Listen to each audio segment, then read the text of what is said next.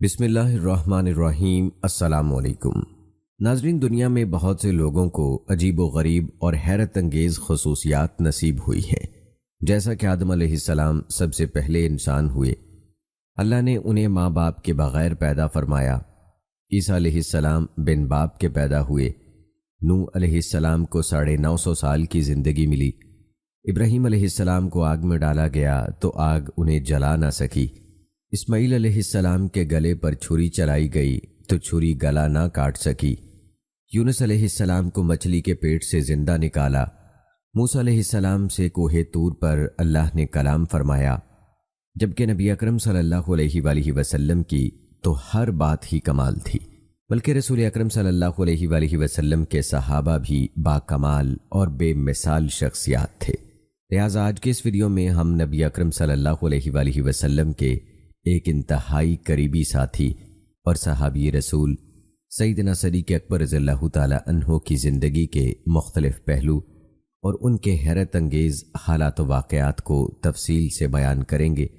آج کی ویڈیو میں آپ جانیں گے سیدنا صدیق اکبر رضی اللہ تعالیٰ عنہ کی پیدائش اور قبول اسلام کا دلچسپ واقعہ، اور ناظرین سیدنا صدیق اکبر رضی اللہ تعالیٰ عنہ نے تبلیغ اسلام میں کس طرح سے کوششیں کیں اور کس طرح دین اسلام کی تبلیغ میں سیدنا صدیق اکبر رضی اللہ تعالیٰ عنہ نے تکالیف برداشت کیں، مشقتیں برداشت کیں، اور پھر دین اسلام ہی کے لیے اپنی دولت کو بھی کس طرح سے انہوں نے لوٹایا اور غلاموں کو خرید کر آزاد کیا۔ رسول اکرم صلی اللہ علیہ وآلہ وسلم کے لاڈلے ساتھی سیدنا صدیق اکبر رضی اللہ تعالیٰ عنہ اور رسول اکرم صلی اللہ علیہ وآلہ وسلم کے خوبصورت اور دلچسپ واقعات بھی آپ کو سنائیں گے۔ سیدنا صدیق اکبر رضی اللہ تعالیٰ عنہ کے والد اور ان کی والدہ کا اسلام قبول کرنے کا واقعہ بھی آپ کو بتائیں گے۔ تو ہماری آج کی یہ ویڈیو انتہائی اہم ہونے والی ہے، تو ہماری آج کی اس ویڈیو کو ناظرین آپ نے بغیر سکپ کیے آخر تک لازمی دیکھنا ہے۔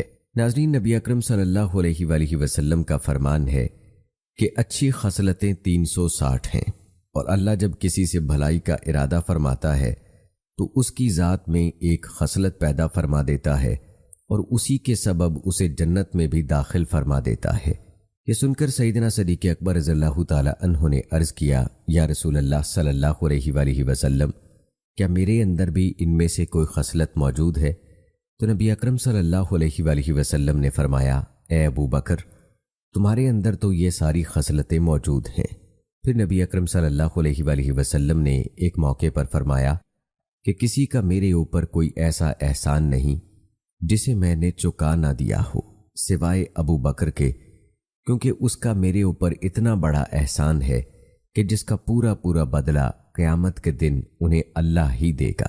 ناظرین، سیدنا صدیق اکبر رضی اللہ تعالیٰ عنہ کا اسلامی نام عبداللہ، کنیت ابو بکر اور لقب صدیق اور عتیق ہے۔ آپ کے والد کا نام عثمان اور کنیت ابو قحافہ ہے۔ ماں کا نام سلمہ اور کنیت ام الخیر ہے۔ آپ کا تعلق قبیلہ قریش کی شاخ بنو تمیم سے ہے۔ عہد جاہلیت میں آپ کا نام عبد الکعبہ تھا، جو حضور صلی اللہ علیہ وآلہ وسلم نے بدل کر عبداللہ رکھ دیا تھا۔ حضرت ابو بکر صدیق رضی اللہ تعالی عنہ نے شام میں اپنے قیام کے دوران ایک خواب دیکھا اور پھر بحیرہ راہب کو سنایا۔ بحیرہ نے پوچھا، تم کس علاقے سے ہو؟ آپ نے جواب دیا، سرزمین مکہ سے۔ وہ پوچھنے لگا کہ آپ کا کس قبیلے سے تعلق ہے؟ جواب دیا، قریش سے۔ اس نے پیشے کا پوچھا تو جواب دیا، تجارت۔ پھر اس نے کہا، اگر اللہ نے تمہارا خواب سچ کر دکھایا تو تمہاری قوم سے ایک نبی کی بعثت ہوگی جس کی زندگی میں تم اس کے وزیر اور اس کی وفات کے بعد اس کے خلیفہ بنو گے۔ آپ نے یہ بات اپنے دل میں ہی چھپا لی۔ دوستو، حضرت ابو بکر صدیق رضی اللہ تعالی عنہ کا قبول اسلام تلاش حق اور بعثت نبوی کے طویل صبر آزما انتظار کا نتیجہ تھا۔ زمانہ جاہلیت میں نبی اکرم صلی اللہ علیہ وآلہ وسلم کے ساتھ گہرے روابط بھی آپ کے مسلمان ہونے کا سبب بنے۔ جب رسول اکرم صلی اللہ علیہ وآلہ وسلم پر وحی کا نزول ہوا تو آپ صلی اللہ علیہ وآلہ وسلم لوگوں کو اللہ کے دین کی طرف دعوت دینے لگے۔ آپ صلی اللہ علیہ وآلہ وسلم نے اس دعوت کے لیے مردوں میں سب سے پہلے حضرت ابو بکر صدیق رضی اللہ تعالی عنہ کا انتخاب فرمایا۔ کیونکہ آپ صلی اللہ علیہ وآلہ وسلم بعثت سے پہلے ہی اس بات سے بخوبی آگاہ تھے کہ ابو بکر رضی اللہ تعالی عنہ بہترین اخلاق و کردار کے مالک ہیں۔ اسی طرح حضرت ابو بکر صدیق رضی اللہ تعالی عنہ بھی نبی اکرم صلی اللہ علیہ وآلہ وسلم کے صدق و امانت اور خلق عظیم سے اچھی طرح واقف تھے، اور انہیں اس حقیقت کا بخوبی ادراک تھا کہ جو شخص اللہ کی مخلوق کے ساتھ کامل سچائی اور راست بازی کا مظاہرہ کرتا ہے وہ خالق کائنات کی طرف کوئی جھوٹ کیوں کر منسوب کر سکتا ہے۔ نبی اکرم صلی اللہ علیہ وآلہ وسلم نے سیدنا ابو بکر صدیق رضی اللہ تعالی عنہ کو دعوت دین دیتے ہوئے فرمایا، میں اللہ کا رسول اور نبی ہوں، مجھے اللہ تعالیٰ نے اپنا پیغام پہنچانے کے لیے بھیجا ہے، میں تمہیں اللہ کی طرف سچی دعوت دیتا ہوں، اللہ کی قسم یہ دین حق ہے۔ ابو بکر، میں تمہیں اس ذات کی طرف بلاتا ہوں جو وحدہ لا شریک ہے، تم صرف اسی کی عبادت کرو اور اس کی اطاعت پر قائم رہو۔ سیدنا ابو بکر صدیق رضی اللہ تعالی عنہ نے یہ سنتے ہی فوراً دل و جان سے اسلام قبول کر لیا۔ آپ نے رسول اکرم صلی اللہ علیہ وآلہ وسلم کی نصرت و حمایت کا وعدہ کیا اور اس وعدے کی ہمیشہ پاسداری کی، اس لیے آپ کے بارے میں رسول اکرم صلی اللہ علیہ وآلہ وسلم کا ارشاد گرامی ہے، اللہ تعالیٰ نے مجھے تمہاری طرف بھیجا، تم نے کہا کہ تو جھوٹ کہتا ہے، جبکہ ابو بکر نے کہا کہ آپ سچ فرماتے ہیں، اور اس نے جان و مال سے میرا ساتھ دیا، تو کیا تم میری خاطر میرے ساتھی کو اذیت دینے سے باز آ سکتے ہو؟ آزاد مردوں میں سے سب سے پہلے اسلام کا شرف پانے والے حضرت ابو بکر صدیق رضی اللہ تعالی عنہ ہی تھے۔ سیدنا حسان بن ثابت رضی اللہ تعالی عنہ، عبداللہ بن عباس رضی اللہ تعالی عنہ اور اسما بنت ابی بکر رضی اللہ تعالی عنہا اور امام ابراہیم نخعی رحمہ اللہ کا قول ہے کہ سب سے پہلے حضرت ابو بکر صدیق رضی اللہ تعالی عنہ مشرف با اسلام ہوئے۔ حضرت عبداللہ بن عباس رضی اللہ تعالی عنہ کہتے ہیں کہ سب سے پہلے حضرت ابو بکر صدیق رضی اللہ تعالی عنہ نے نماز پڑھی۔ یہ کہنے کے بعد انہوں نے حضرت حسان بن ثابت رضی اللہ تعالی عنہ کے یہ شعر پڑھے، جب اپنے کسی بااعتماد بھائی کا غم تازہ ہو تو ابو بکر کی خوبیوں کو مت فراموش کرنا۔ ابو بکر رضی اللہ تعالی عنہ لوگوں میں نبی اکرم صلی اللہ علیہ وآلہ وسلم کے بعد سب سے افضل اور تقوی، عدل اور ایفائے عہد میں سب سے فائق اور برتر تھے۔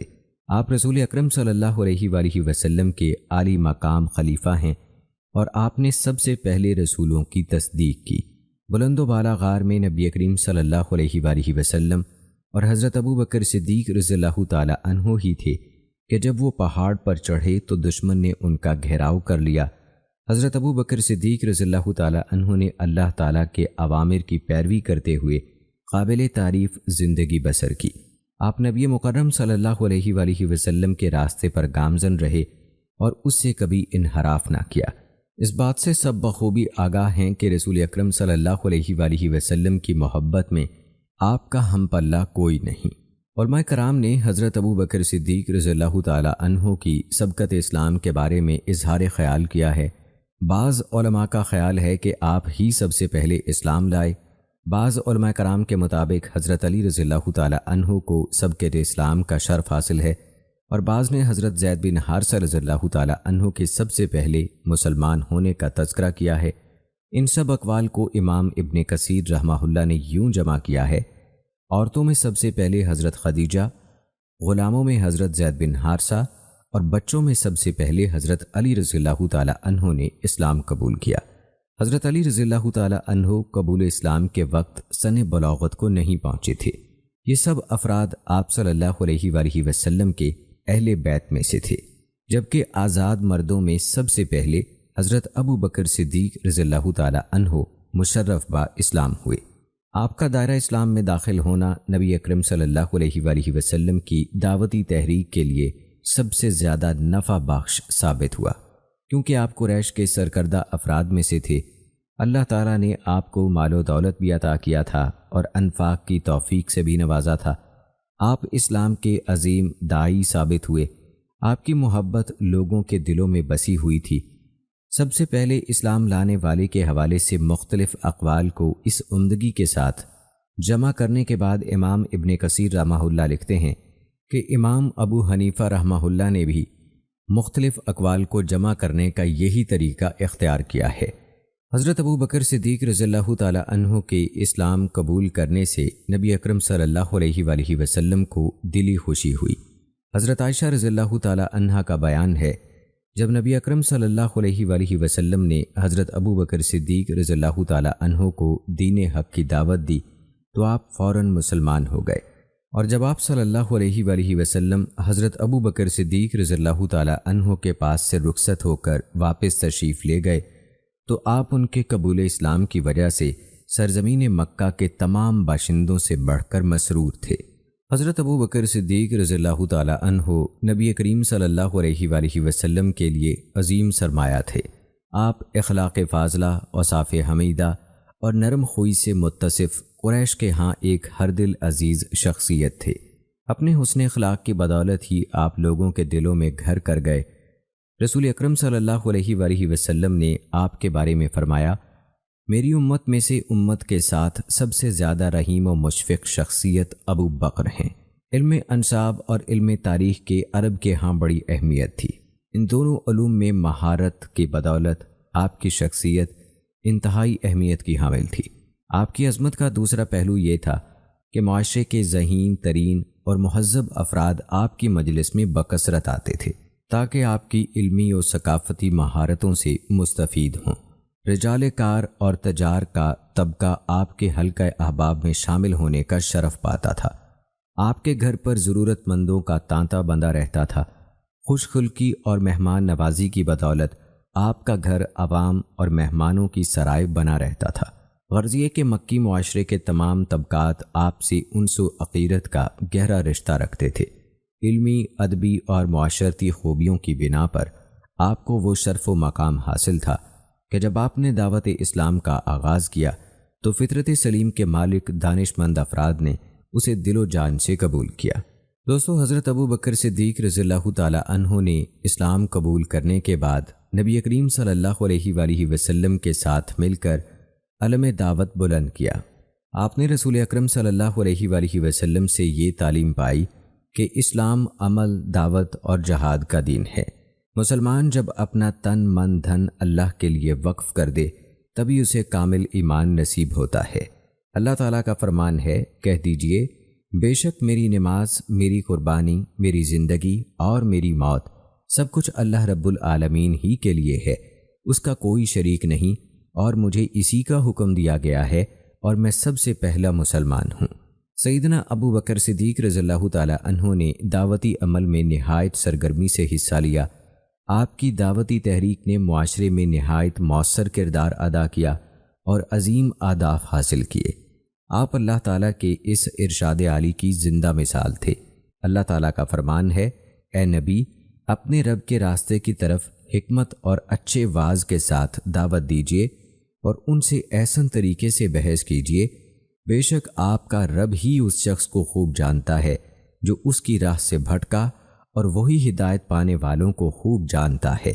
آپ کی دعوتی سرگرمی ایک ایسے مومن کی حقیقی تصویر پیش کرتی ہے جسے اس وقت تک سکون و اطمینان نصیب نہیں ہوتا جب تک معاشرہ ایمان و عمل کا گہوارہ نہ بن جائے۔ آپ کا جذبہ ایمانی وقتی نہیں تھا جو جلد ہی سرد پڑ جاتا۔ آپ کی اسلامی حمیت اور دعوتی سرگرمی اس وقت تک برقرار رہی جب تک آپ خالق حقیقی سے نہ جا ملے۔ اس میں کسی کمی، کوتاہی یا ضعف و اکتاہٹ کا عنصر شامل نہیں تھا۔ دوستو، سیدنا ابو بکر صدیق رضی اللہ تعالی عنہ کی دعوت کے اولین اثرات و ثمرات اس صورت میں ظاہر ہوئے کہ معاشرے کے بہترین افراد حلقہ بگوش اسلام ہو گئے۔ ان میں حضرت زبیر بن عوام رضی اللہ تعالی عنہ، عثمان بن عفان رضی اللہ تعالی عنہ، طلحہ بن عبید اللہ، سعد بن ابی وقاص، عثمان بن مظعون، ابو عبیدہ بن جراح، عبد الرحمن بن عوف، ابو سلمہ بن عبد الاسد اور ارقم بن ابی الارقم رضی اللہ تعالی عنہم اجمعین جیسی عظیم شخصیات شامل ہیں۔ آپ نے ان جانثاران اسلام کو ایک ایک کر کے رسول اکرم صلی اللہ علیہ وآلہ وسلم کی خدمت میں پیش کیا اور وہ مشرف با اسلام ہوتے گئے۔ یہ لوگ اسلامی دعوتی عمارت کی بنیاد اور خشت اول کی حیثیت رکھتے ہیں۔ یہی پہلا گروہ تھا جس نے اسلامی تحریک کو تقویت بخشی اور ان کے ذریعے سے اللہ تعالیٰ نے دین اسلام کو غلبہ عطا فرمایا۔ حتیٰ کہ لوگ اللہ کے دین میں گروہ در گروہ داخل ہوتے گئے۔ یہ تمام پیش رو مسلمان اسلام کے داعی تھے اور ان کے ساتھ سبقت لے جانے والے لوگ ایک ایک دو دو کر کے چھوٹی چھوٹی ٹولیوں کی شکل میں اسلام قبول کرتے چلے گئے۔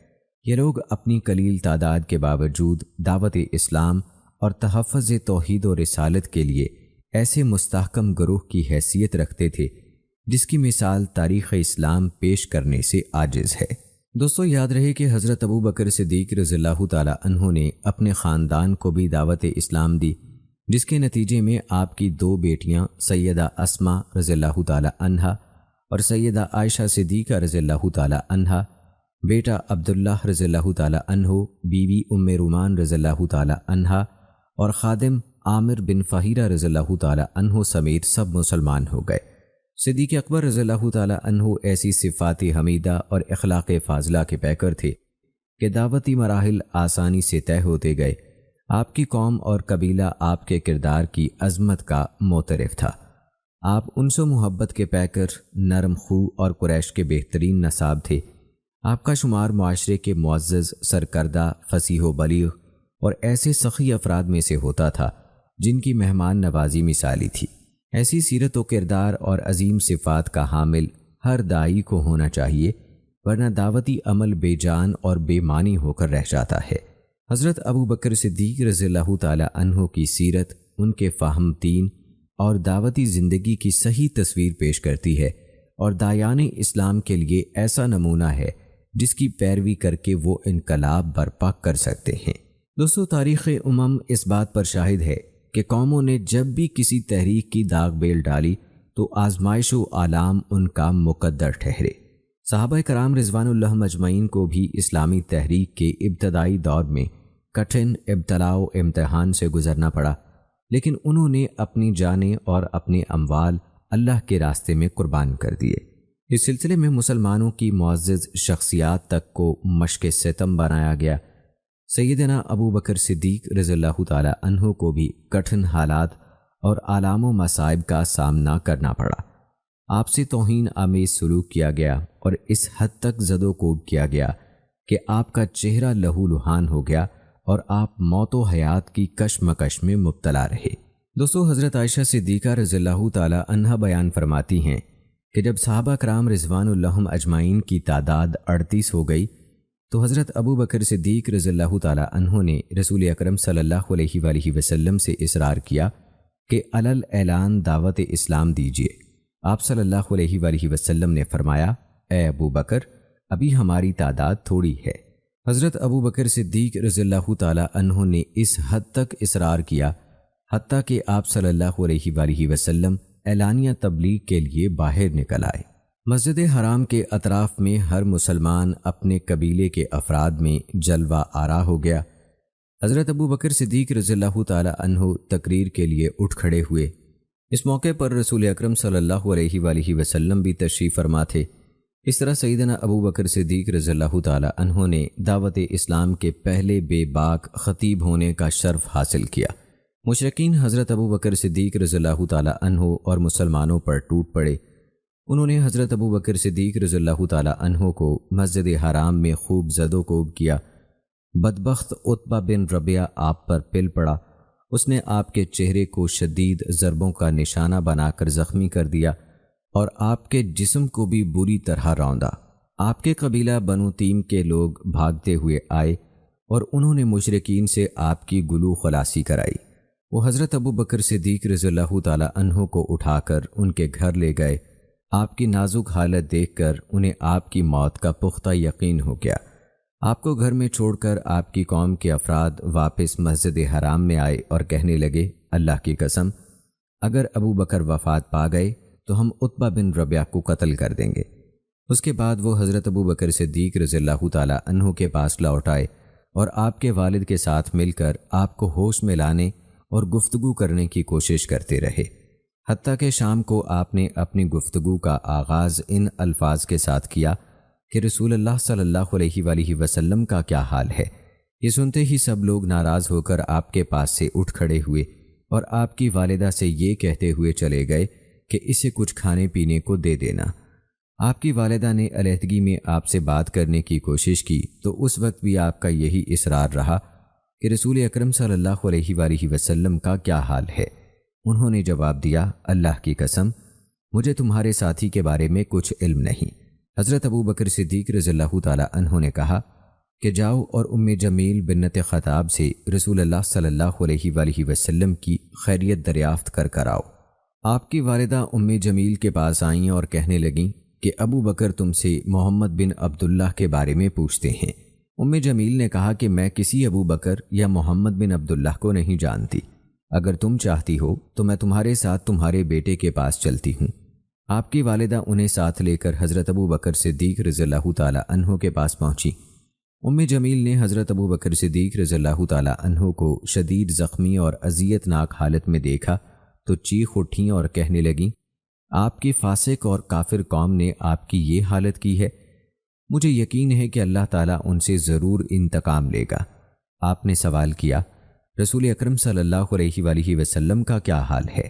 ام جمیل نے کہا، آپ کی والدہ سن رہی ہیں؟ آپ نے کہا کہ ان کی فکر نہ کرو۔ چنانچہ ام جمیل نے بتایا کہ آپ صلی اللہ علیہ وآلہ وسلم خیر و عافیت سے ہیں۔ صدیق اکبر رضی اللہ تعالی عنہ نے پوچھا کہ رسول اللہ صلی اللہ علیہ وآلہ وسلم اس وقت کہاں ہیں؟ جواب ملا کہ آپ صلی اللہ علیہ وآلہ وسلم اس وقت ابن ارکم کے گھر تشریف فرما ہیں۔ آپ نے کہا، اللہ کی قسم میں جب تک رسول اکرم صلی اللہ علیہ وآلہ وسلم کی خدمت میں حاضر نہ ہو جاؤں اس وقت تک کچھ کھاؤں گا نہ پیوں گا۔ چنانچہ جب رات گہری اور پرسکون ہو گئی تو دونوں خواتین آپ کو سہارا دے کر رسول اکرم صلی اللہ علیہ وآلہ وسلم کے ہاں لے گئے۔ رسول اکرم صلی اللہ علیہ وآلہ وسلم نے جھک کر آپ کو بوسہ دیا۔ مسلمانوں نے بھی آپ کی خبرگیری کی۔ آپ کی حالت دیکھ کر نبی کریم صلی اللہ علیہ وآلہ وسلم پر شدید رقت طاری ہو گئی۔ حضرت ابو بکر صدیق رضی اللہ تعالی عنہ کہنے لگے، اللہ کے رسول آپ پر میرے ماں باپ قربان ہوں، مجھے زیادہ تکلیف نہیں ماسوا چہرے کے جس کو اس بدبخت یعنی عتبہ بن ربیعہ نے گزن پہنچایا ہے۔ یہ میری مشفق و مہربان والدہ ہیں اور آپ خیر و برکت کا منبع ہیں۔ اللہ سے دعا فرما کر میری والدہ کو اسلام کی دعوت دیجیے، ہو سکتا ہے اللہ تعالیٰ انہیں بھی جہنم کی آگ سے محفوظ فرما لے۔ آپ صلی اللہ علیہ وآلہ وسلم نے ان کے لیے دعا کی اور اسلام کی دعوت دی، جس کے نتیجے میں وہ اسی وقت مسلمان ہو گئیں۔ حضرت ابو بکر صدیق رضی اللہ تعالی عنہ تلاش حق میں سرگرداں رہتے تھے۔ آپ کی زندگی کا مرکز و محور ایسے دین کی جستجو تھی جو فطرت سلیم اور عقل و بصیرت کے تقاضوں پر پورا اترتا ہو۔ تجارت پیشہ ہونے کی وجہ سے جزیرہ نما عرب کے مختلف علاقوں میں آپ کی آمد و رفت جاری رہتی تھی۔ جاہلیت میں مختلف ادیان و مذاہب خصوصاً عیسائیت کے ساتھ آپ کا گہرا تعلق رہا۔ توحید کے علمبردار اور سچے دین کے متلاشی گروہ کے ساتھ آپ کو انتہائی وابستگی تھی۔ حضرت ابو بکر رضی اللہ تعالی عنہ فرماتے ہیں کہ ایک دن میں اور زید بن عمر بن نفیل کعبہ کے صحن میں بیٹھے ہوئے تھے کہ وہاں سے امیہ بن ابی سلت کا گزر ہوا۔ اس نے زید بن عمر سے پوچھا، اے بھلائی کے طالب، صبح کیسے کی؟ انہوں نے جواب دیا کہ خیر و سلامتی سے۔ امیہ کہنے لگا، کیا خیر و بھلائی کو پا لیا؟ جواب دیا کہ نہیں۔ پھر امیہ بن سلت نے یہ شعر پڑھا، اللہ تعالیٰ نے جس دین کے حقیقی ہونے کا فیصلہ فرمایا ہے اس کے سوا سب ادیان روز قیامت بے فائدہ اور بیکار ہوں گے۔ پھر وہ کہنے لگا کہ وہ نبی جس کا انتظار ہے ہم میں سے ہوگا یا تم میں سے؟ حضرت ابو بکر صدیق رضی اللہ تعالی عنہ کہتے ہیں، اس سے پہلے مجھے کسی نبی کے انتظار یا بعثت کا علم نہیں تھا۔ میں ورقہ بن نوفل کے پاس گیا، وہ اکثر آسمان کی طرف دیکھتے اور غور و فکر میں مشغول رہتے تھے۔ میں نے انہیں اپنی بات سنائی تو کہنے لگے، اے بھتیجے، ہم اہل کتاب اور اہل علم لوگ ہیں۔ میں اتنا بتا سکتا ہوں کہ جس نبی کا انتظار ہے وہ عربوں میں بہترین نسب والا ہوگا۔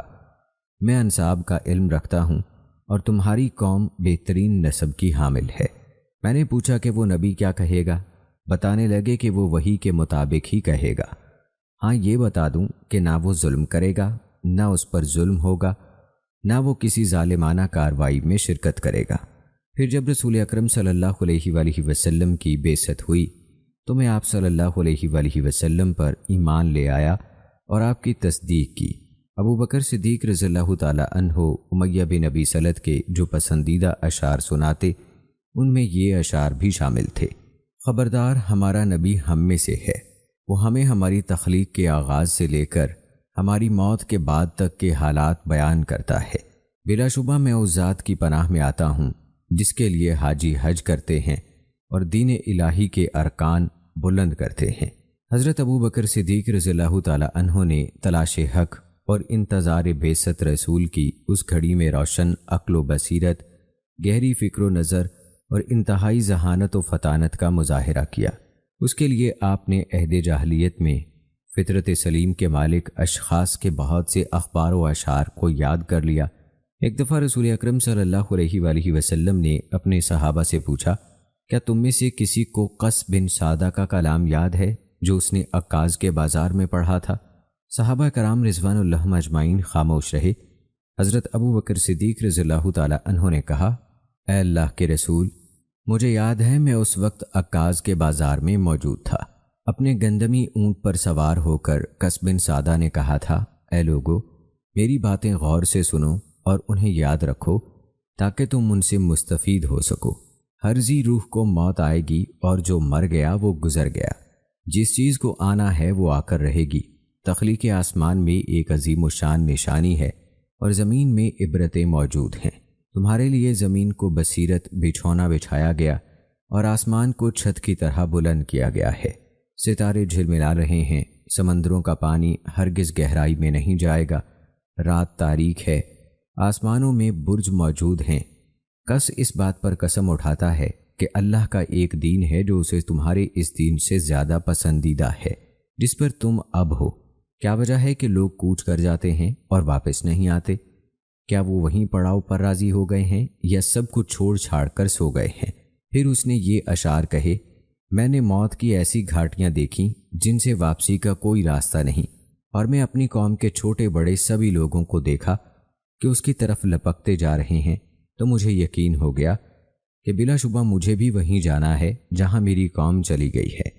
ایسی عمدہ ترتیب اور لفظ و معنی کی پوری صحت کے ساتھ قص بن سعدہ کا پرانا کلام اتنی سہولت سے نقل کرنا زبردست قوت حافظہ کے مالک سیدنا ابو بکر صدیق رضی اللہ تعالی عنہ ہی کا ترائے امتیاز تھا۔ دوستو، یہ عظیم واقعہ اپنے دامن میں ہر اس مسلمان کے لیے نہایت قیمتی اسباق اور عبرتوں کو سموئے ہوئے ہے جو صحابہ کرام رضوان اللہ اجمعین کے نقش پا سے رہنمائی حاصل کرنا چاہتے ہیں۔ کفار و مشرکین کے سامنے اسلام کی اعلانیہ دعوت و تبلیغ کی تمنا حضرت ابو بکر صدیق رضی اللہ تعالی عنہ کی قوت ایمانی اور بہادری کی بہت بڑی دلیل ہے۔ اسلام کی دعوت دینے پر آپ اتنا ہولناک تشدد کیا گیا کہ آپ کی موت یقینی نظر آتی تھی۔ یقیناً اپنی جان سے بڑھ کر اللہ تعالیٰ اور اس کے رسول صلی اللہ علیہ وآلہ وسلم کی محبت آپ کے رگ و پے میں سرائیت کر چکی تھی۔ قبول اسلام کے بعد آپ پرچم توحید اور لا الہ الا اللہ محمد الرسول اللہ کی ندا کو نہایت بلند و بالا دیکھنا چاہتے تھے، چاہے اس کی قیمت آپ کو اپنی جان کی صورت ہی میں ادا کرنی پڑے۔ واقعہ یہ ہے کہ آپ نے توحید اور اسلام کی خاطر اپنی زندگی کا نذرانہ پیش کرنے سے بھی گریز نہیں کیا۔ کفر و شرک سے آلودہ جاہلی معاشرے میں دعوت اسلام کے اظہار و اعلان پر حضرت ابو بکر صدیق رضی اللہ تعالی عنہ کا اصرار اس مقصد کی طرف اشارہ کرتا ہے کہ لوگوں کو دین حق کی عظمت سے آگاہ کیا جائے جس کی تاثیر دلوں کی دنیا بدل دیتی ہے۔ حالانکہ آپ کو بخوبی علم تھا کہ اس جرت کا نتیجہ آلام و مصائب اور آزمائشیں ہی ہیں۔ اس جذبے کا محرک صرف یہ تھا کہ آپ اسلام کی خاطر اپنی متاع حیات کو بھی قربان کرنے پر تلے بیٹھے تھے۔ زخموں کی شدت سے نڈھال ہونے کے باوجود کھانے پینے کی پرواہ کیے بغیر سب سے پہلے رسول اکرم صلی اللہ علیہ وآلہ وسلم کے بارے میں استفسار، آپ کے حالات جاننے پر اصرار اور آپ کی خدمت میں حاضر ہونے کا شدید اظہار اس حقیقت کی واضح دلیل ہے کہ حضرت ابو بکر صدیق رضی اللہ تعالی عنہ کو اللہ اور اس کے رسول کی محبت کے مقابلے میں خود اپنی زندگی ناقابل توجہ دکھائی دیتی تھی۔ ایسی بے مثال محبت ہر مسلمان کے لیے عظیم نمونہ ہے اور اسی کا عملی جلوہ ہماری زندگی میں نظر آنا چاہیے۔ دوستو، یہ واقعہ عہد جاہلیت میں قبائلی تعصب کی ایک جھلک بھی پیش کرتا ہے ان لوگوں میں قومی اور قبائلی تعصب اس حد تک تھا کہ آپ کے قبیلے والوں نے عقیدہ و دین میں اختلاف کے باوجود نہ صرف حضرت ابو بکر صدیق رضی اللہ تعالی عنہ سے حسن سلوک کا مظاہرہ کیا، بلکہ آپ کی امکانی موت کے نتیجے میں انتقاماً عتبہ کو قتل کرنے کی دھمکی بھی دے دی۔ دوستو، یہ واقعہ حضرت ام جمیل بنت خطاب رضی اللہ تعالی عنہا کا اعلیٰ اور ناقابل فراموش کردار بھی ظاہر کرتا ہے۔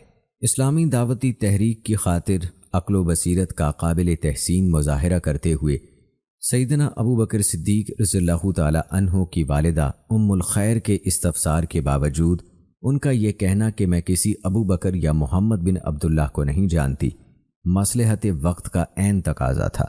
حضرت ابو بکر صدیق رضی اللہ تعالی عنہ کی والدہ ام الخیر اس وقت مسلمان نہیں تھیں اور ام جمیل اپنے اسلام کو مخفی رکھنا چاہتی تھیں، اسی لیے وہ رسول اکرم صلی اللہ علیہ وآلہ وسلم کے بارے میں بات کو چھپا گئیں۔ مبادا ام الخیر مشرکین کی جاسوس ہوں، لیکن انہیں حضرت ابو بکر صدیق رضی اللہ تعالی عنہ کی خیر و سلامتی کی بھی فکر تھی، اسی لیے انہوں نے آپ کے پاس جانا چاہا۔ سیدنا ابو بکر صدیق رضی اللہ تعالی عنہ کے ہاں پہنچ کر بھی ام جمیل نے نہایت احتیاط اور مصلحت سے کام لیا تاکہ رسول اکرم صلی اللہ علیہ وآلہ وسلم کی شخصیت اور اسلامی تحریک کو کوئی گزند نہ پہنچے۔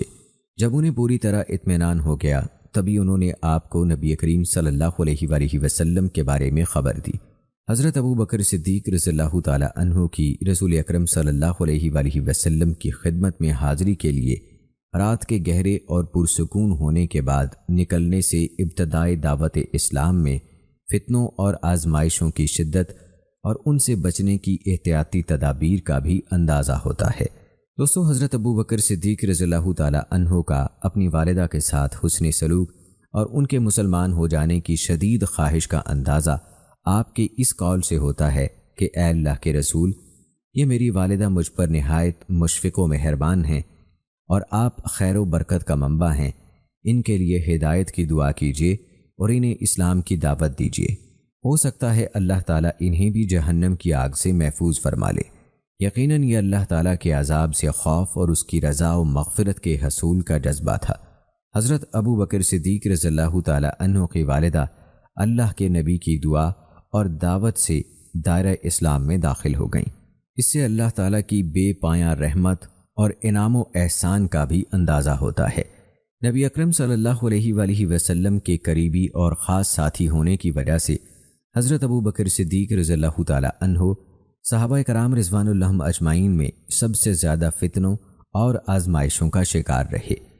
آپ صلی اللہ علیہ وآلہ وسلم کو جہاں بھی مشق ستم بنانے کی کوشش کی جاتی، سیدنا ابو بکر صدیق رضی اللہ تعالی عنہ وہاں جان کی بازی لگا کر دشمن اور آپ صلی اللہ علیہ وآلہ وسلم کے درمیان ایک مضبوط چٹان بن کر حائل ہو جاتے اور آپ کی جگہ خود تکالیف و مصائب خندہ پیشانی سے برداشت کرتے۔ یہ سب آزمائشیں دین اسلام کے دفاع کی بدولت تھیں، ورنہ آپ کا شمار اپنی قوم کے سرکردہ افراد میں ہوتا تھا جو عقل و بصیرت اور خیر و بھلائی میں اپنی مثال آپ تھے۔ دوستو، حضرت ابو بکر صدیق رضی اللہ تعالی عنہ کی صفات میں جرأت و شجاعت کو نمایاں حیثیت حاصل ہے۔ آپ دین حق کے معاملے میں کسی سے ڈرتے تھے نہ اسلام کی نصرت و حمایت اور رسول اکرم صلی اللہ علیہ وآلہ وسلم کے دفاع میں آپ کو کسی ملامت کی پرواہ تھی۔ حضرت عروہ بن زبیر رضی اللہ تعالی عنہ بیان کرتے ہیں کہ میں نے حضرت عبداللہ بن عمر بن عاص رضی اللہ تعالی عنہ سے کہا کہ رسول اکرم صلی اللہ علیہ وآلہ وسلم پر مشرکین کی طرف سے ڈھائے جانے والے مظالم میں سے کوئی واقعہ سنائیے۔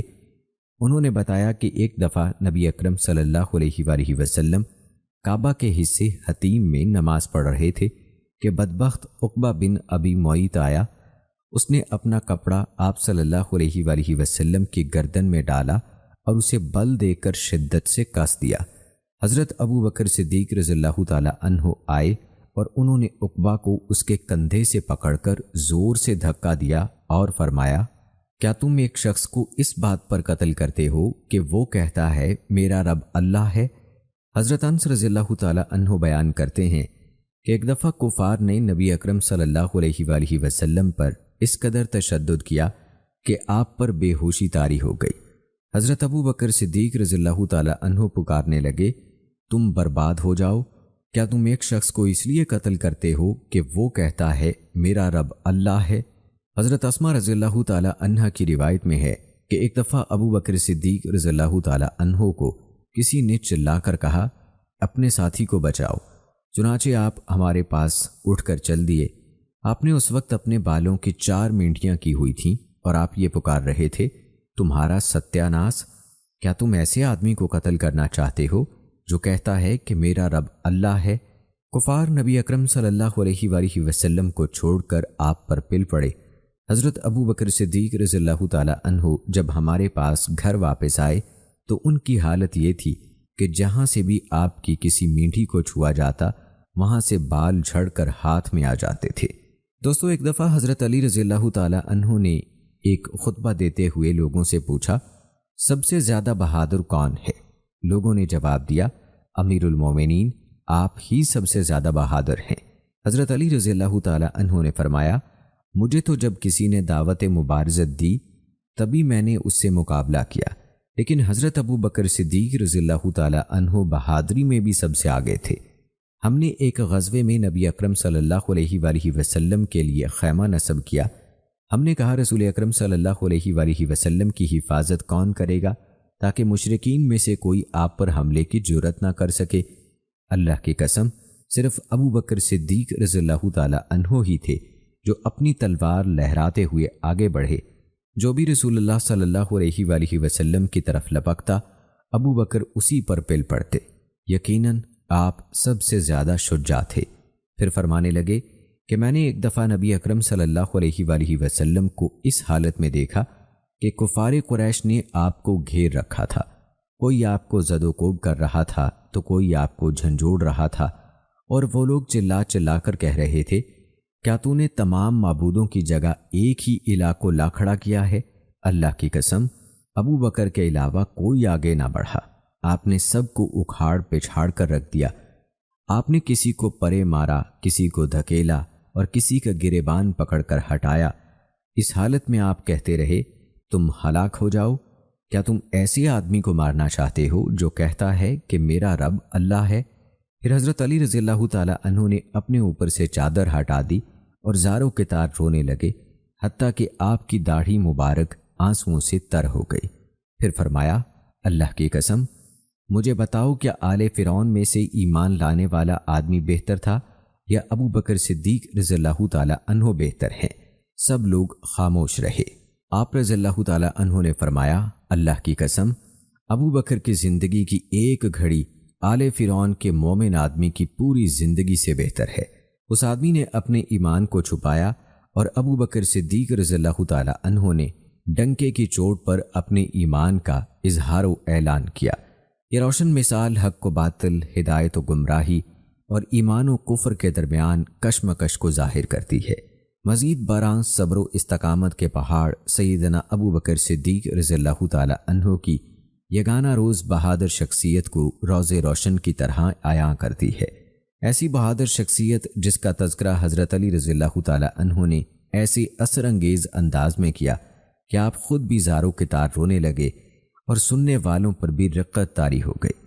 حضرت ابو بکر صدیق رضی اللہ تعالی عنہ دفاع اسلام کی خاطر رسول اکرم صلی اللہ علیہ وآلہ وسلم کے بعد سب سے پہلے اذیت اٹھانے والے، تحفظ ناموس رسالت کے پیکر اور اسلام کے سب سے پہلے داعی تھے۔ سیدنا ابو بکر صدیق رضی اللہ تعالی عنہ نبی کریم صلی اللہ علیہ وآلہ وسلم کے لیے دائیں بازو کی حیثیت رکھتے تھے۔ آپ نے خدمت رسول، دعوت اسلام اور نو مسلموں کی تعلیم و تربیت کے لیے خود کو وقف کر دیا۔ حضرت ابو ذر رضی اللہ تعالی عنہ اپنے قبول اسلام کی داستان بیان کرتے ہوئے کہتے ہیں حضرت ابو بکر صدیق رضی اللہ تعالی عنہ نے کہا اے اللہ کے رسول مجھے آج رات ابو ذر کی میزبانی کرنے دیجیے۔ بعد ازاں آپ نے حضرت ابو ذر رضی اللہ تعالی عنہ کی مدارت کرتے ہوئے طائف کے انگوروں اور دیگر میووں سے تواضع کی۔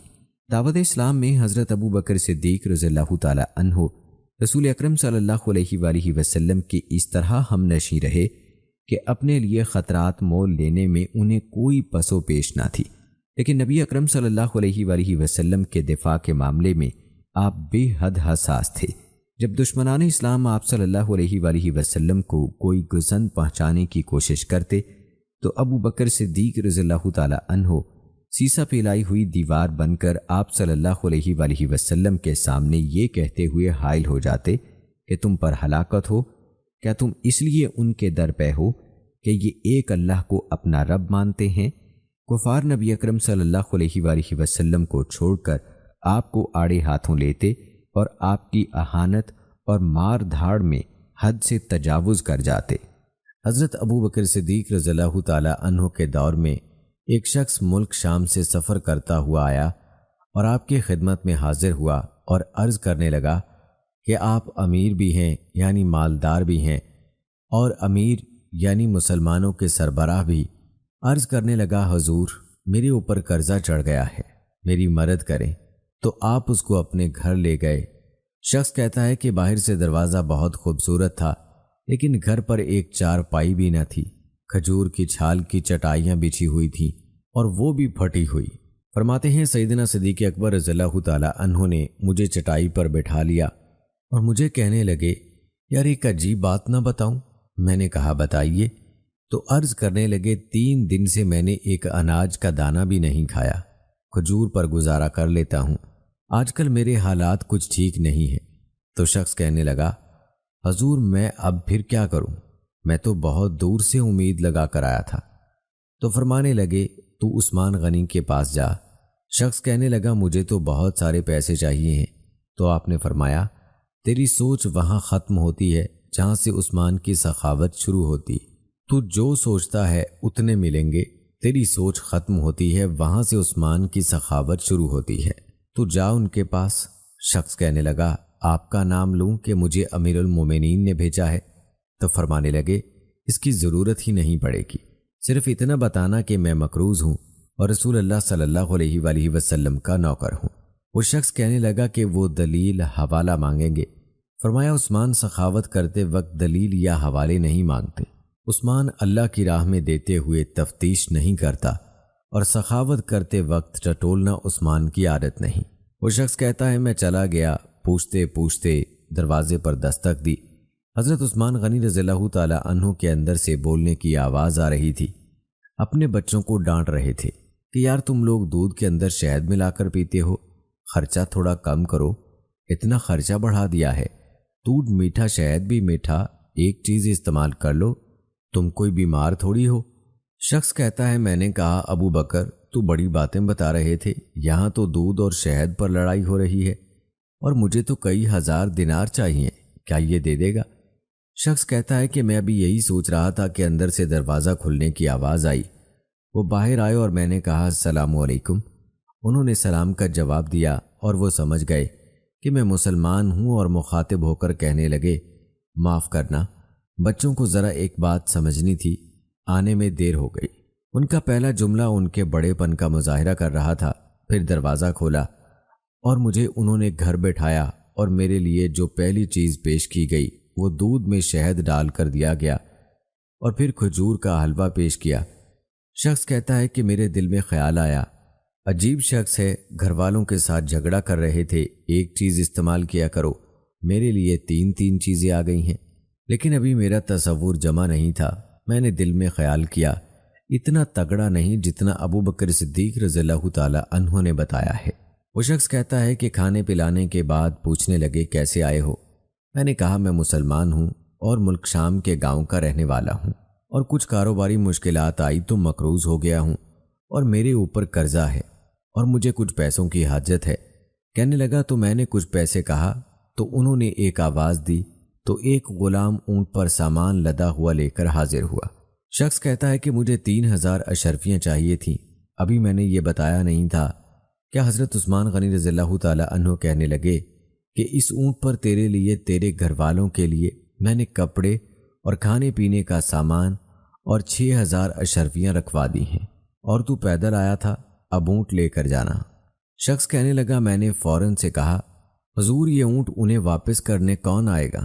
حضرت عثمان رضی اللہ تعالی عنہ فرمانے لگے واپس کرنے کے لیے دیا ہی نہیں، یہ تحفہ ہے، تو لے جا۔ شخص کہتا ہے کہ میں کہاں سے چلا تھا ڈھونڈتا ہوا اور پھر مدینے میں آیا، اور جب مدینے میں آیا تو اللہ نے مجھے جھولی بھر کے عطا فرمایا۔ کہتا ہے میری آنکھوں میں آنسو آ گئے اور میں نے کہا حضور صلی اللہ علیہ وآلہ وسلم آپ نے تو مجھے میری ضرورت سے کہیں بڑھ کر نواز دیا ہے، معاف کیجیے گا، میں سوچ رہا تھا دودھ شہد پر تو گھر میں لڑائی ہو رہی ہے۔ تو حضرت عثمان رضی اللہ تعالی عنہ نے کہا کہ اللہ نے جو پیسے عثمان کو دیے ہیں اور اس لیے نہیں دیے کہ عثمان کی اولادیں عیش مستی کرتی پھریں، میرے مالک نے مجھے نوازا ہے تاکہ میں محمد عربی صلی اللہ علیہ وآلہ وسلم کے نوکروں کی نوکری کروں۔ شخص کہتا ہے میں دروازے تک گیا تو میں نے کہا شکریہ۔ کہتا ہے ابھی میں نے بتایا نہیں تھا کہ مجھے ابو بکر صدیق رضی اللہ تعالی عنہ نے بھیجا ہے کہ آپ فرمانے لگے کہ شکریہ ابو بکر صدیق کا ادا کرنا جس نے تجھے یہ راستہ دکھایا ہے۔ شخص کہتا ہے کہ میں نے کہا حضور آپ کو تو میں نے بتایا ہی نہیں کہ مجھے تو فوراً آپ رضی اللہ تعالی عنہ مسکرا کر فرمانے لگے چھوڑو آپ کا کام ہو گیا، اس تفصیلات میں نہ پڑو۔ سبحان اللہ، یہ شان ہے خدمت گاروں کی، سرکار کا عالم کیا ہوگا۔ یقین کیجیے امت مسلمہ اس بات پر متفق ہے کہ انبیاء و مرسلین علیہ السلام کے بعد تمام انسانیت میں سب سے افضل و اشرف ذات خلیفہ اول سیدنا ابو بکر صدیق رضی اللہ تعالی عنہ کی ہے۔ آپ کے فضائل و مناقب کے بیان کے لیے سمندر جیسا علم اور پہاڑوں جیسا فضل درکار ہے، مگر یہ بات آپ کے شرف کے لیے کافی ہے کہ رسول اللہ صلی اللہ علیہ وآلہ وسلم کی حیات طیبہ میں جو شخصیت اسلام کی خدمت میں سب سے زیادہ پیش رہی، جس کی جان مال اور خاندان نے سب سے زیادہ نبی رحمت عالم صلی اللہ علیہ وآلہ وسلم کو نفع پہنچایا، وہ آپ ہی کی ذات گرامی ہے۔ آپ کی ذات شرافت و نجات اور اسلام میں آپ کے مرتبہ و کمال سے ہر معمولی علم رکھنے والا مسلمان بھی بخوبی واقف ہے۔ اسلام سے پہلے بھی بت پرستی اور شراب نوشی سے اجتناب، سب سے پہلے قبول اسلام کا شرف واقعہ ہجرت میں آپ صلی اللہ علیہ وآلہ وسلم کے ہمراہی ہر رائے میں حضور صلی اللہ علیہ وآلہ وسلم کے ساتھ فطری اتفاق و اتحاد، مصلی رسول پر آپ صلی اللہ علیہ وآلہ وسلم کی حیات طیبہ میں 17 نمازوں کی امامت، خلافت بلا فصل کا مرتبہ، مرتدین و منکرین زکوٰۃ کے ساتھ قتال اور قرآن پاک کو جمع کرنے کا ایسے اعزازات ہیں جن کو مسلمانوں کا بچہ بچہ جانتا ہے۔ حضرت انس بن مالک رضی اللہ تعالی عنہ سے روایت ہے کہ نبی کریم صلی اللہ علیہ وآلہ وسلم مہاجرین و انصار صحابہ کرام رضوان اللہ اجمعین کی مجلس میں تشریف لایا کرتے تھے، بیٹھے ہوتے اور ان میں حضرت ابو بکر صدیق رضی اللہ تعالی عنہ اور حضرت عمر رضی اللہ تعالی عنہ بھی موجود ہوتے۔ ان صحابہ کرام رضی اللہ تعالی عنہ میں سے کوئی بھی آپ صلی اللہ علیہ وآلہ وسلم کی طرف نظریں اٹھا کر نہیں دیکھتا تھا سوائے حضرت ابو بکر رضی اللہ تعالی عنہ اور حضرت عمر رضی اللہ تعالی عنہ کے۔ پس یہ دونوں حضور صلی اللہ علیہ وآلہ وسلم کی طرف دیکھا کرتے تھے اور حضور نبی اکرم صلی اللہ علیہ وآلہ وسلم ان دونوں کی طرف دیکھا کرتے۔ وہ دونوں آپ صلی اللہ علیہ وآلہ وسلم کی طرف دیکھ کر مسکراتے تھے اور آپ صلی اللہ علیہ وآلہ وسلم ان دونوں کی طرف دیکھ کر تبسم فرمایا کرتے تھے۔ دوستو، دعوت اسلام کے پھیلتے ہی رسول اکرم صلی اللہ علیہ وآلہ وسلم اور صحابہ کرام کو کفار قریش کی طرف سے انتہائی تکلیفوں اور آزمائشوں کا سامنا کرنا پڑا۔ خاص طور پر ضعیف مسلمانوں کو ان کے عقیدہ و دین سے برگشتہ کرنے، انہیں دوسروں کے لیے نمونہ عبرت بنانے اور اپنے غیظ و غضب کی آگ ٹھنڈی کرنے کے لیے کفار نے ہر طرح کے ہتھ کنڈے استعمال کیے۔ حضرت بلال رضی اللہ تعالی عنہ بھی ان افراد میں سے ایک تھے جنہیں اسلام کی خاطر اذیت ناک مراحل سے گزرنا پڑا۔ ان کے دفاع کے لیے ان کا کوئی قبیلہ یا سہارا نہ تھا۔ ایسے انسان کی جاہلی معاشرے میں کوئی قدر و قیمت نہ تھی۔ روزگار زندگی میں ان کا صرف یہی کردار تھا کہ آقا کی خدمت و اطاعت شعاری میں دن رات وقف رہیں اور جانوروں کی طرح بیکاؤ مال کی حیثیت سے زندگی گزاریں۔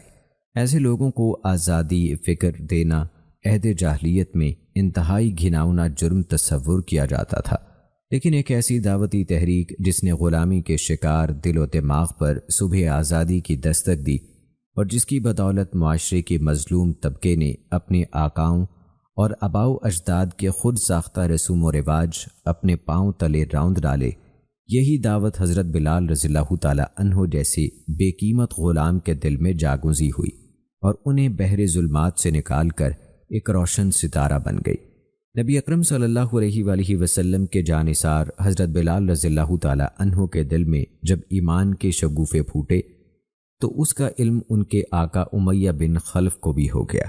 اس نے حضرت بلال رضی اللہ تعالی عنہ کو کبھی دھمکا کر اور کبھی حرص و طمع کا سبز باغ دکھا کر اسلام سے برگشتہ کرنے کی کوشش کی، لیکن حضرت بلال رضی اللہ تعالی عنہ کے عزم و استقلال میں مزید اضافہ ہوتا چلا گیا۔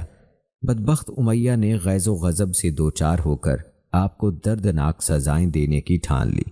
چنانچہ ایک دن اور ایک رات بھوکا پیاسا رکھنے کے بعد وہ دوپہر کے وقت سخت گرمی کے عالم میں آپ کو صحرا میں لے گیا۔ تپتی ہوئی سخت گرم ریت پر آپ کو پشت کے بل لٹا کر اس نے آپ کے سینے پر ایک بھاری پتھر رکھوا دیا، پھر کہنے لگا، تمہیں ہمیشہ اسی حالت میں رکھا جائے گا حتیٰ کہ تم مر جاؤ یا محمد کا انکار کر کے دوبارہ لات اور عزا کی پرستش کر دو۔ لیکن صبر و عزیمت کے پہاڑ حضرت بلال رضی اللہ تعالی عنہ کی زبان سے صرف ایک ہی صدا سنائی دیتی تھی، احد احد، یعنی اللہ ایک ہے، اللہ ایک ہے۔ عرصے تک امیہ حضرت بلال رضی اللہ تعالی عنہ کو اسی ظالمانہ طریقے سے سزائیں دیتا رہا۔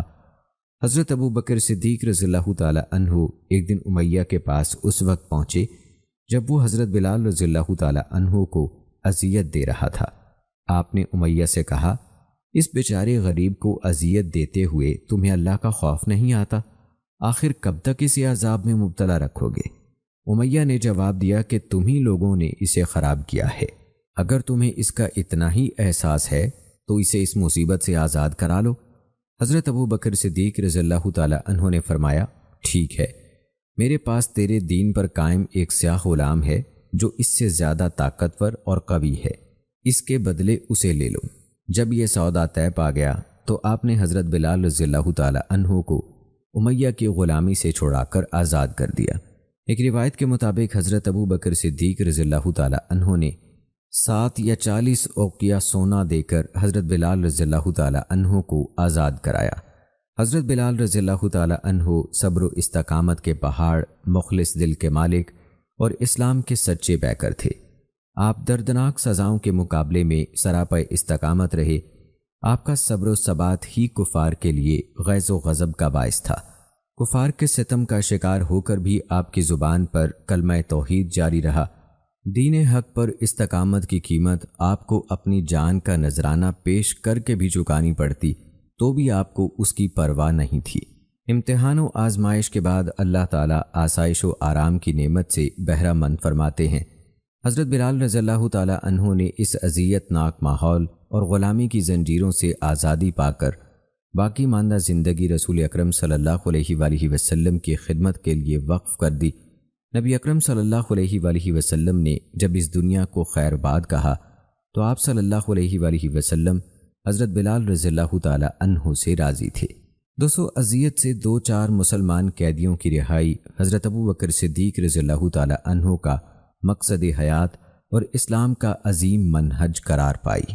آپ نے اسلام کو مال اور افراد کے ذریعے سے تقویت باہم پہنچائی۔ جن مسلمان قیدیوں کو آپ نے سیدنا بلال رضی اللہ تعالی عنہ کے علاوہ اپنے مال سے رہائی دلوائی، ان میں عامر بن فہیرہ رضی اللہ تعالی عنہ کا نام بھی شامل ہے۔ انہوں نے غزوہ بدر اور احد میں شرکت کی اور مارکہ بئر معونہ میں شہادت پائی۔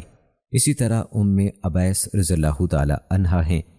یہ قریظ بن ربیہ بن حبیب ابن عبد شمس کی بیوی تھیں۔ زبیر بن بکار کہتے ہیں کہ ان کا تعلق بنو تیم بن مرہ سے تھا۔ یہ سابقون والاولون میں سے تھیں۔ بلازری نے لکھا ہے کہ یہ بنو زہرہ کی لونڈی تھیں اور اسود بن عبد یاغوس انہیں تکلیفیں پہنچاتا تھا۔ ہانی نے کہا کہ جن 7 افراد کو ابو بکر صدیق رضی اللہ تعالی عنہ نے آزادی دلائی ان میں ابیس رضی اللہ تعالی عنہا بھی ہیں۔ اس کے علاوہ حضرت زنیرہ رضی اللہ تعالی عنہا، اتفاق سے آزادی کے وقت ان کی بصارت متاثر ہوئی تو قریش نے کہا کہ لات اور عزا نے اس کی بصارت چھین لی ہے۔ حضرت زنیرہ رضی اللہ تعالی عنہا نے کہا، رب کعبہ کی قسم، یہ لوگ جھوٹے ہیں، لات اور عزا کسی نفع نقصان کے مالک نہیں، اللہ تعالیٰ نے ان کی کھوئی ہوئی بصارت لوٹا دی۔ اس کے علاوہ ایک اور صحابیہ تھیں، نہدیہ اور اس کی بیٹی، یہ دونوں بنو عبدالدار قبیلے کی ایک عورت کی لونڈیاں تھیں۔ ان کی مالکہ نے انہیں آٹا پیسنے کا کام سونپا۔ اس دوران وہ کہہ رہی تھی، اللہ کی قسم میں تمہیں کبھی آزاد نہیں کروں گی۔ حضرت ابو بکر صدیق رضی اللہ تعالی عنہ نے وہاں سے گزرتے ہوئے اس کی یہ گفتگو سن لی۔ آپ نے فرمایا، اے عورت، اپنی قسم کو چھوڑ اور انہیں آزاد کر دے۔ وہ کہنے لگی، تمہیں نے انہیں خراب کیا ہے، اب انہیں آزاد کیوں نہیں کرا لیتے؟ حضرت ابو بکر صدیق رضی اللہ تعالی عنہ نے اس کی منہ مانگی قیمت ادا کر کے انہیں آزاد کرا لیا۔ آپ نے ان دونوں سے کہا کہ اس کا آٹا اسے واپس کر دو۔ انہوں نے کہا، اے ابو بکر، کیوں نہ ہم اس کا کام پایہ تکمیل تک پہنچا دیں؟ آپ نے فرمایا، اگر تم ایسا کرنا چاہتی ہو تو تمہاری مرضی ہے۔ اس واقعے سے تمام انسانوں کے درمیان مساوات کا عمدہ درس ملتا ہے۔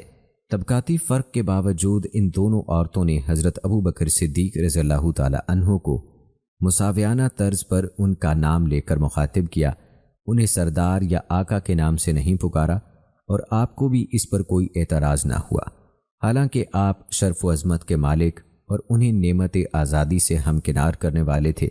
اس واقعے سے اس امر کا بھی اندازہ ہوتا ہے کہ اسلام کی بدولت وہ لونڈیاں کس قدر عظیم اخلاق کی مالک تھیں۔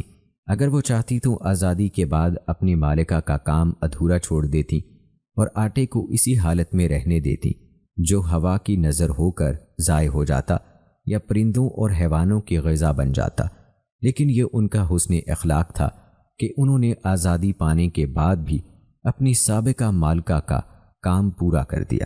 اسی طرح دوستو، بنو مومل قبیلے کی ایک مسلمان لونڈی کا واقعہ بھی شامل ہے۔ حضرت ابو بکر صدیق رضی اللہ تعالی عنہ ایک دفعہ بنو مومل قبیلے کی ایک مسلمان لونڈی کے پاس سے گزرے، جس کو عمر بن خطاب رضی اللہ تعالی عنہ، جو کہ ابھی مسلمان نہیں ہوئے تھے، اذیت دے رہے تھے تاکہ وہ اسلام سے برگشتہ ہو جائے۔ جب عمر بن خطاب اس کو مار مار کر تھک گئے تو کہنے لگے، میں نے تمہیں تھکن اور اکتاہٹ کی وجہ سے مارنا چھوڑا ہے۔ وہ لونڈی کہنے لگی، اللہ تعالیٰ ہی نے تمہیں اس حالت میں مبتلا کیا ہے۔ حضرت ابو بکر صدیق رضی اللہ تعالی عنہ نے اسے خرید کر آزاد کر دیا۔ دوستو، یہ تھی سیدنا ابو بکر صدیق رضی اللہ تعالی عنہ کی عظیم کردار کی ایک جھلک۔ آپ نے غلاموں کی اسیری کی بندشیں کھول دیں اور انہیں صعوبتوں سے آزاد کرایا۔ اسی لیے آپ اپنی قوم میں صلہ رحمی، تنگ دستوں، بے کسوں کی داد رسی، مہمان نوازی اور مصیبت زدہ لوگوں کے معاون و مددگار کی حیثیت سے مشہور و معروف تھے۔ آپ ایسی شخصیت کے مالک تھے جس نے عہد جاہلیت میں بھی کبھی اپنے دامن کو گناہوں سے آلودہ نہ کیا۔ آپ ایسی غمگسار اور خدا ترس طبیعت کے مالک تھے جن کا دل غلاموں اور بدحال لوگوں کی طرف پسیجتا تھا۔ اسلامی شرعی حکم اور ترغیب نے غلاموں کی رہائی کی ترغیب دلائی اور اس پر عظیم اجر و ثواب کا وعدہ کیا۔ اس شرعی حکم اور ترغیب کے نزول سے پہلے ہی آپ نے اپنے مال کا بڑا حصہ اسیروں کی رہائی کے لیے وقف کر رکھا تھا۔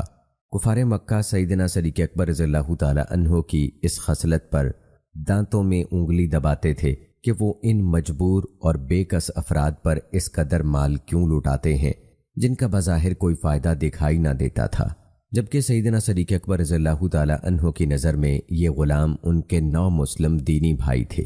ان میں سے ادنا ترین غلام بھی ان کے نزدیک اس زمین کے تمام مشرکوں اور طاغوتوں سے زیادہ قیمتی تھا۔ انہیں تعمیری نظریات اور اعلیٰ بنیادوں پر مملکت توحید اور اسلام کی بے مثال تہذیب کا قیام عمل میں آیا۔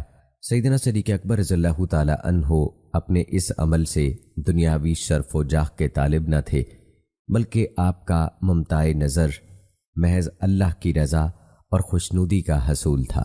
ایک دن آپ کے والد ابو قحافہ نے کہا، اے بیٹے، میں دیکھتا ہوں کہ تم ضعیف اور کمزور غلاموں کو خرید کر آزاد کرتے ہو۔ اگر تم ان کمزور غلاموں کی بجائے طاقتور غلاموں کو آزادی سے ہمکنار کرو تو وہ تمہارے دستے بازو بنے اور آڑے وقت میں تمہارے کام آئیں۔ سیدنا صدیق اکبر رضی اللہ تعالی عنہ نے جواب دیا، ابا جان، میں تو یہ عمل محض اللہ کی رضا کی خاطر کرتا ہوں۔ ایسی باعظمت شخصیت کے بارے میں قرآن پاک کے ان الفاظ میں نازل ہونا کوئی تعجب انگیز بات نہیں۔ اللہ نے فرمایا، پھر جس نے اللہ کی راہ میں دیا اور ڈرتا رہا اور اس نے نیک بات کی، تصدیق کی، اسے یقیناً ہم ان قریب راحت کی منزل کا اہل بنا دیں گے، اور جس نے کنجوسی کی اور بے پرواہ رہا اور نیک بات کو جھٹلایا تو اسے ہم کٹھن منزل کی ڈھیل دیں گے، اور جب وہ دوزخ میں گرے گا تو اسے اس کا مال کوئی فائدہ نہ دے گا۔ بے شک ہدایت دینا ہمارے ہی ذمے ہے، اور بے شک آخرت اور دنیا ہمارے ہی اختیار میں ہے۔ بالآخر میں نے تمہیں بھڑکتی آگ سے ڈرا دیا ہے، اس میں وہی داخل ہوگا جو نہایت بدبخت ہوگا، جس نے جھٹلایا اور منہ پھیرا، اور بڑا متقی اس سے ضرور دور رکھا جائے گا جو پاک ہونے کے لیے اپنا مال دیتا ہے اور اس پر کسی کا کوئی احسان نہیں جس کا بدلہ اسے دیا جائے، بلکہ صرف اپنے رب برتر کی خوشنودی کے لیے مال خرچ کرتا ہے، اور یقیناً وہ اللہ اس سے جلد راضی ہوگا۔ ناظرین، یقیناً سیدنا صدیق اکبر رضی اللہ تعالی عنہ اللہ اور اس کے رسول صلی اللہ علیہ وآلہ وسلم کی رضا میں سب سے بڑھ کر انفاقر تھے۔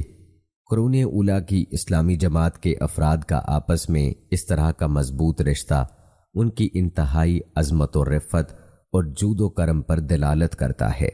یہی آزاد کردہ غلام اسلامی فکر و عقیدے کے حامل بن کر ایسا گروہ ثابت ہوئے جنہوں نے اپنی زندگیوں کو اسلام کی تبلیغ، دفاع اور جہاد کے لیے وقف کر دیا۔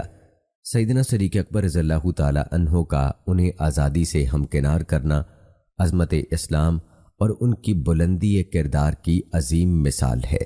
آج کے دور میں بھی ایسی ہی عمدہ صفات اور بلند عزائم کے افراد کی اشد ضرورت ہے جو سیرت صدیق کا احیاء اور عملی نمونہ پیش کرتے ہوئے معاشرے میں اخوت و یگانگت اور ابنائے امت کے درمیان عظیم تعلقات کو فروغ دیں، جنہیں نیست و نابود کرنا ادائی اسلام کا بڑا مقصد بن چکا ہے۔ تو ناظرین کرام، یہ تھی ہماری آج کی ویڈیو۔ امید کرتے ہیں کہ آپ کو پسند آئی ہوگی۔ آج کی اس ویڈیو کے متعلق اپنی رائے کا اظہار کمنٹ باکس میں لازمی کیجیے گا۔